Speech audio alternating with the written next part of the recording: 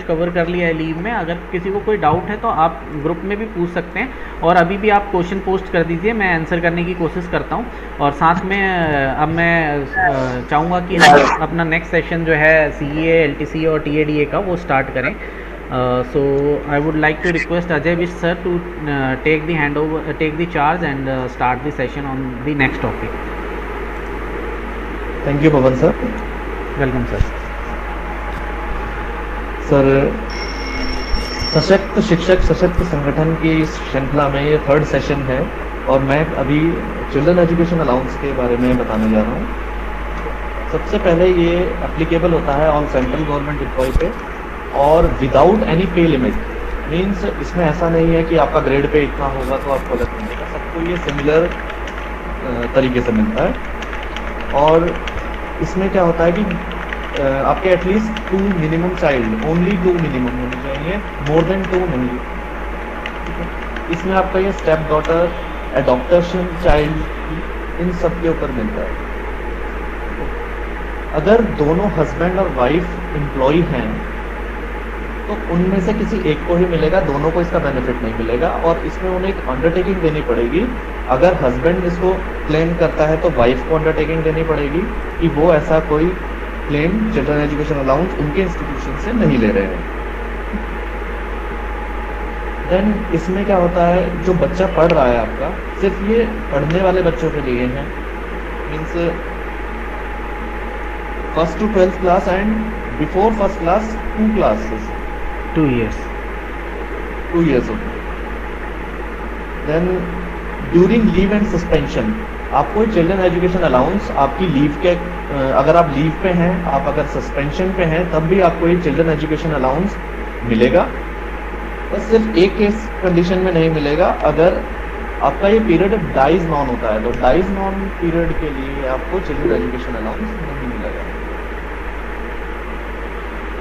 और चिल्ड्रन की जहाँ तक लिमिट की बात करते हैं हम, अगर जो चिल्ड्रन है बॉर्न हुए हैं 31 दिसंबर 1987, 31 दिसंबर 1987 से पहले के अगर बॉर्न है तो 3 चिल्ड्रन तक मिलता है आपको। और after this date only 2 first 2 children. Then second time में अगर मल्टीपल बर्थ है तो मल्टीपल बर्थ वाले सेकंड टाइम उनको भी चिल्ड्रंस को, बच्चों को मिलेगा। और ये सिर्फ होता है 2 एल्डेस्ट सर्वाइविंग चिल्ड्रन। अगर आपके सपोज किसी एम्प्लॉय के 4 बच्चे हैं तो ये फर्स्ट जो 2 बड़े बच्चे हैं उन्हीं बच्चों को मिलेगा, उसके बाद नहीं मिलेगा। और एक रिएम्बर्समेंट, इसकी कंडीशन एक और है, अगर सपोज फर्स्ट चाइल्ड बॉर्न हो जाता है, सपोज 2 चिल्ड्रन के बाद एम्प्लॉय स्टेरिलाइजेशन ऑपरेशन कराता है। स्टेरिलाइजेशन ऑपरेशन मीन्स कि बच्चे ना होने के लिए जो ऑपरेशन होता है, अगर उसके फेलियर की वजह से जो फर्स्ट चाइल्ड होता है, उस कंडीशन में भी उस चाइल्ड के लिए, इवन कि वो 3rd चाइल्ड हो, तब भी आपको ये मिलता है उस चाइल्ड के लिए। ठीक है, इसके लिए बच्चे की कोई भी मिनिमम एज नहीं है। ठीक है, और मैक्सिमम एज है 20 ईयर्स नॉर्मल चाइल्ड में, और अगर डिसेबल्ड चाइल्ड है तो उसके लिए 22 ईयर्स है।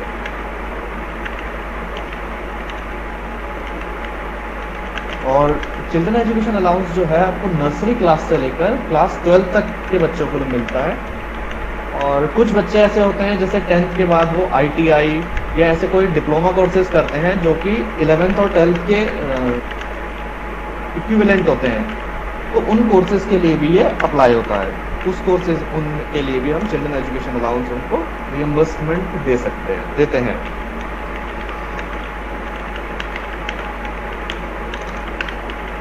देन इसका चिल्ड्रन एजुकेशन अलाउंस का है 2250 rupees per month. It means 27,000 yearly हम ये चिल्ड्रन एजुकेशन अलाउंस हमें मिलता है 2 surviving child, 2 elderly surviving childs के लिए। और ये जो मैंने अभी रेट बताया आपको 27,000 पर ईयर, तो जब भी DA इंक्रीज होगा 50% से, तो ये अलाउंसेस आपके 50% 25% अलाउंसेस इंक्रीज हो जाएंगे जब भी डीए आपका 50% इंक्रीज होगा।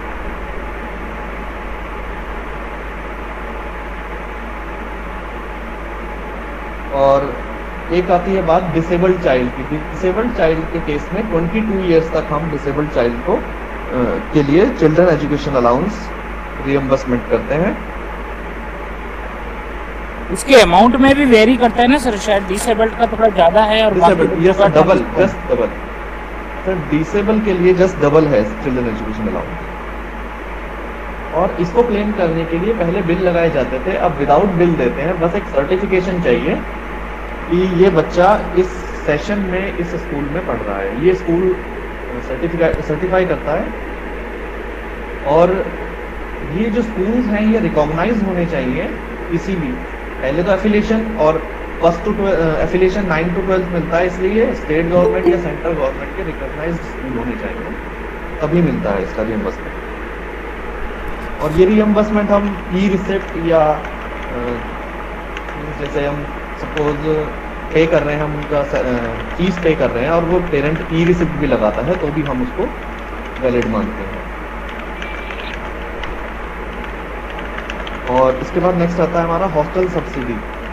हॉस्टल सब्सिडी में ये सिर्फ उन्हीं के लिए अलाउड होता है जो हॉस्टल में रहते हैं और 50 किलोमीटर उनके रेजिडेंस से 50 किलोमीटर दूर अगर उनका रहते हैं। अरे सर, हाँ सर बताइए। कई टीचर्स या एम्प्लॉइज ऐसे होते हैं जो फर्स्ट से पहले प्रेप या यूकेजी एलकेजी आपके नहीं हो, फिर बाद में क्लेम करने के लिए ये कहते हैं कि ये क्लेम करना है। सर आपकी आवाज़ नहीं आ रही। हेलो सर वॉइस में प्रॉब्लम है थोड़ा, आप कंटिन्यू करो, फिर कंटिन्यू करो मेरा वॉइस। शायद जहां तक मैंने सुना है sir, Sandeep sir, first class से पहले 2 साल तक हम क्लेम कर सकते हैं, चाहे आप एलकेजी के लिए करें, यूकेजी के लिए करें, नर्सरी के लिए करें। बिफोर फर्स्ट क्लास 2 इयर्स के लिए आप क्लेम कर सकते हैं सीईए को।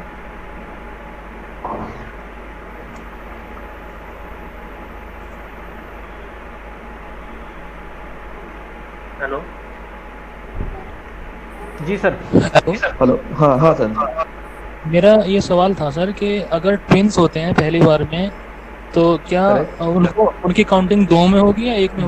2 में होगी सर वो। फिर नेक्स्ट टाइम आपको नेक्स्ट नहीं मिलेगा। नेक्स्ट अगर आप सपोज थर्ड चाइल्ड होता है, अगर सेकंड टाइम में ट्विंस या थ्राइस होते हैं देन सबको मिलेगा उनको सेकंड टाइम। अच्छा जी ठीक है सर, ठीक। अगर फर्स्ट टाइम में सपोज फर्स्ट टाइम में थ्राइस हो जाते हैं तो तीनों को मिलेगा, उसमें फिर कोई सेकंड की कंडीशन नहीं आती है। अच्छा, लेकिन अगर ट्विंस होते हैं ट्विंस का नहीं होगा? ट्विंस का फर्स्ट टाइम में ट्विंस हो जाएगा तो सेकंड टाइम का नहीं होता है फिर। अच्छा मींस आपको पहले ही पता चल चुका है कि आपके ऑलरेडी 2 हैं, तो आप इंटेंशनली मतलब नेक्स्ट चाइल्ड नहीं कर रहे हैं आप। ओके ठीक है सर। बेसिकली इसके पीछे ये सर। नमस्ते सर। हाँ सर। नमस्ते sir. Sir children education allowance regarding मेरा क्वेश्चन था सर। अगर प्राइवेट स्कूल में अगर बच्चे पढ़ रहे हैं तो वहाँ पर तो सर 1-1.5 लाख रुपए फीस लेते हैं सर, तो वो रिम्बर्समेंट हो जाती है सर?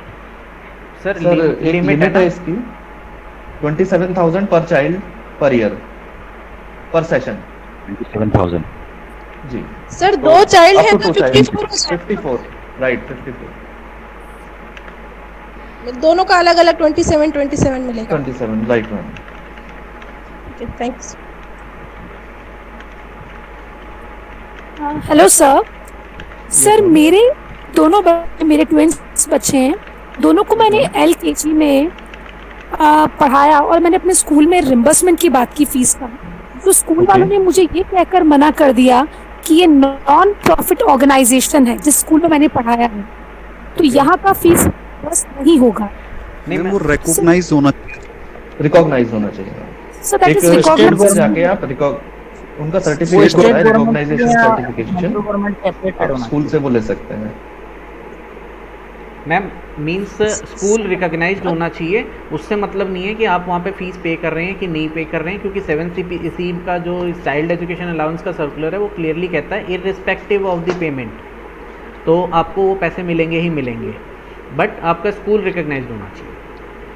ओके सर, प्लीज इससे रिलेटेड कुछ सर्कुलर आप हाँ बिल्कुल, मैं बिल्कुल पोस्ट करूँगा। Okay sir, thank you. Question मेरा था जी सर, बोलिए एक मैडम। क्वेश्चन मेरा था हाँ कि बोलिए। अगर 27,000 मिल रहा है और उससे कम खर्च हो रहा है, जैसे 20,000 हो रहा है, 15,000 हो रहा है, तो भी 27 मिलेगा या जितना खर्च हो रहा है उतना ही नहीं, मिलेगा? बिल्कुल पूरे पैसे मिलेंगे इर्रिस्पेक्टिव ऑफ द नहीं। एक्सपेंडिचर। आपको और कुछ KVS में अगर- admission पहले ये था कि जितनी फीस पे अगर करते KVS थे हम में लोग admission पिछली का- बार तक, इसमें पवन सर ऐसा था कि पिछली बार में जितनी फीस आपने पे की थी, ट्यूशन फी या आपके ड्रेस का या आप जिस चीज का बिल देते थे उसका जो अमाउंट होता था उतना एलिजिबल थे। वो 6 जैसे मान लो 6% आपको 27 मिलता था, मगर आपका बिल वगैरह पहले 20,000 के थे तो 20,000 मिलता था। अब चाहे आपका बिल हो चाहे ना हो, आप एलिजिबल हैं 27,000। सर प्रोबेशन पीरियड में मिलेगा? बिल्कुल मिलेगा मैडम। मिलेगा मैम, बट इन केस अगर आप बिल लगाते हैं बिलो 27,000 तो विच एवर इज लेस वो मिलेगा आपको। हाँ Yes, this is very important point actually. This is Sanjay Vora from KVJ से निंजान। यस तो ये बहुत सही बात अभी मिस्टर जी ने बताई है कि if the employee himself or herself is claiming for an amount which is lesser than 27,000, तो in that case उनको जो है वो क्लेम नहीं कर सकते कि मुझे 27,000 ही मिलने चाहिए, because जबकि you yourself has submitted the bill less than 27,000।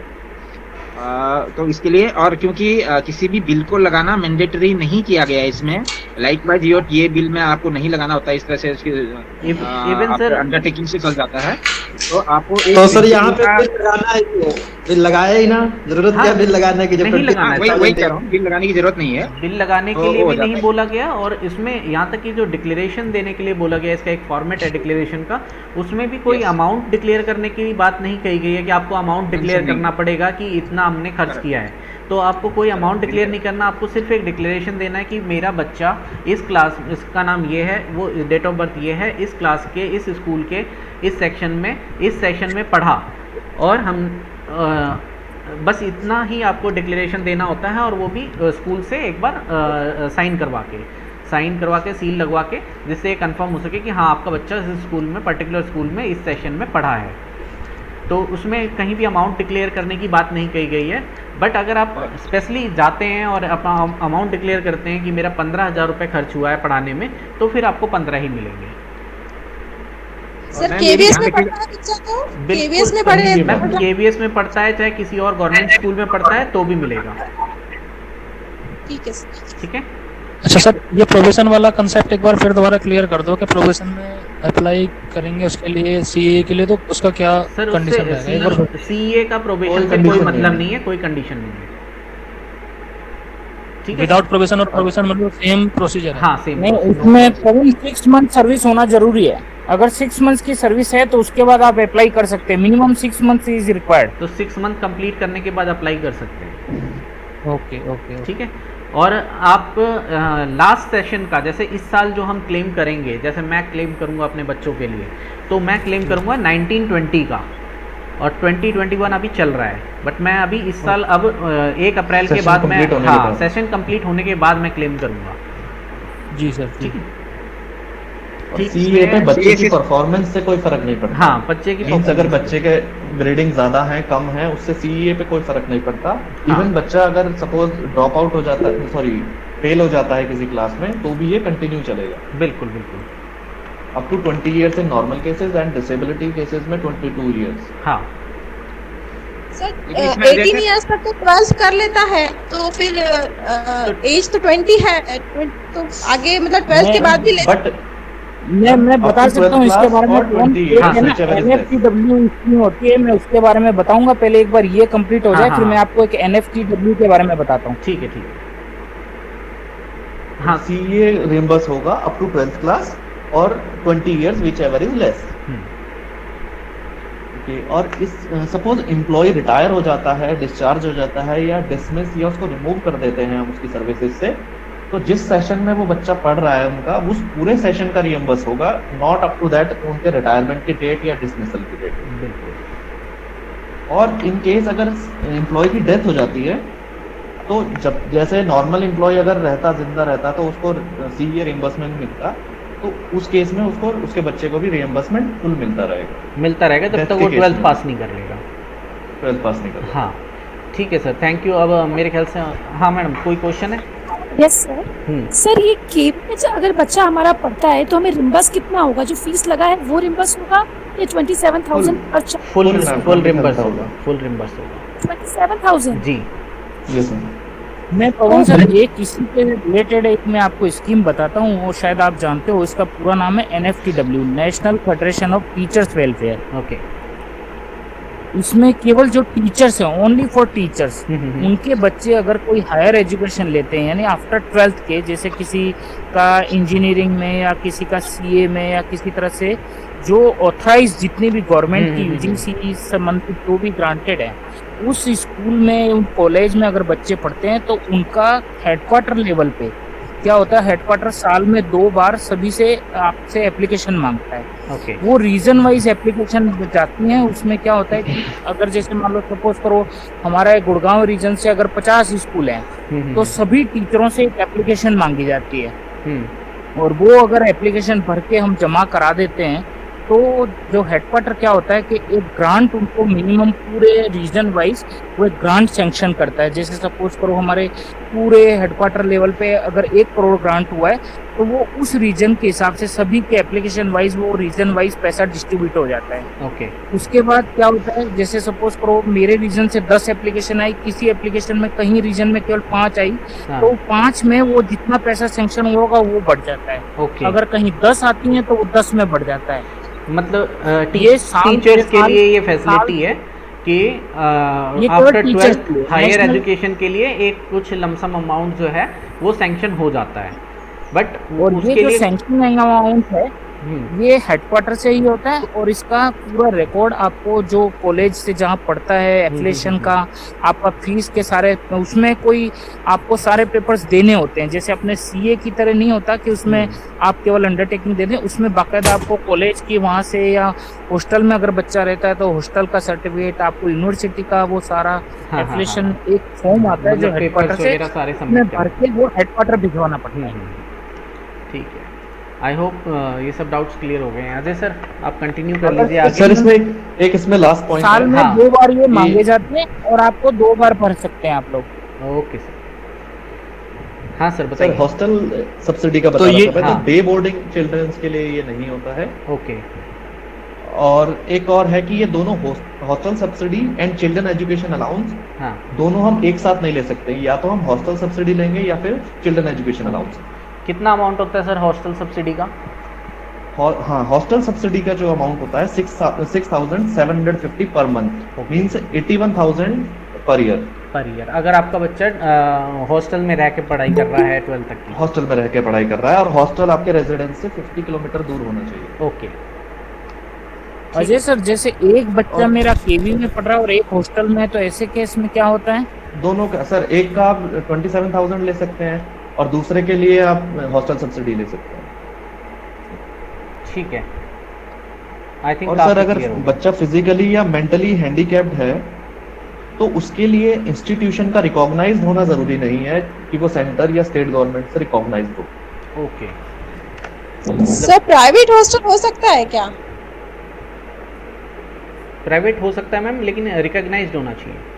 मतलब इंस्टीट्यूशन जो है वो एफिलेटेड होना चाहिए जिस भी इंस्टीट्यूशन के हॉस्टल में है। मतलब प्राइवेट हॉस्टल एज एन अगर आप PG वगैरह की बात कर रही हैं तो आई थिंक नहीं होगा। सर हॉस्टल में पढ़ाई के लिए क्या कोई स्पेशल कंडीशन तो नहीं है? नहीं, कोई स्पेशल कंडीशन नहीं है। ठीक है अजय सर। Yes sir. हाँ आगे नेक्स्ट हम टॉपिक लेते हैं LTC का। हाँ